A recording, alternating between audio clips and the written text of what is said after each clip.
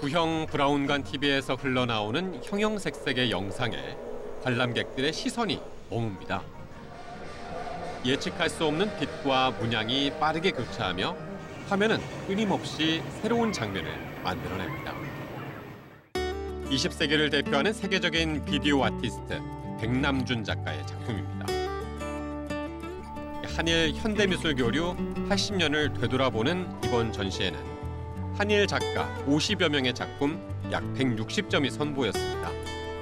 제일동포 작가는 물론 이 양국 미술교류의 물꼬를 텄던 작가들의 작품까지 폭넓게 망라했습니다.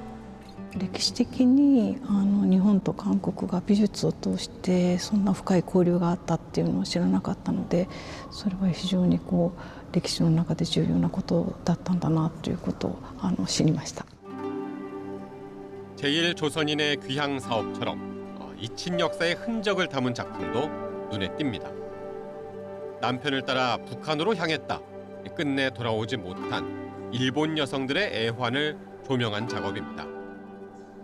이제는 고령이 되어버린 그들의 목소리를 담기 위해 하야시 노리코 작가는 직접 북한과 일본을 오갔습니다. 日本人妻のなんていうかことを単純にその歴史的な事実として伝えるというよりは、彼女たち一人一人の人生を伝えたいと思ってこの展示に参加させていただいてます。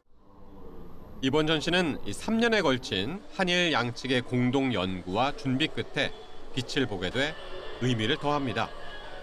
私がもともと1945年以前の日本と朝鮮半島の美術の関係に興味を持っていたことから、実は個人的には10年ほど胸の内で温めていた企画だったんですけれども、リニューアル後の理念として多文化共生多様性ということを中核に据えていくことを決めました。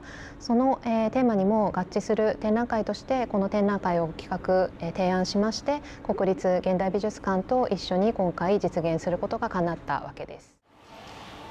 최근 한국 문화의 위상이 높아지면서 아픈 역사를 딛고 예술을 통해 한일 관계를 더욱 굳건히 할 수 있다는 기대도 나오고 있습니다. 今特に日本の10代20代の若者というのはもう K カルチャーを通してそれまでの日本の上の世代の方々とは全く違う形で韓国の文化に触れるというような経験も持ち始めている時代です。本当に両国の美術関係アートシーンというものがそういった大衆文化の影響もあって新しいシーンに入ってきているのではないかな。 이번 전시는 요코하마 미술관에서 3월까지 열린 뒤 오는 5월부터 국립현대미술관 과천관에서 이어질 예정입니다.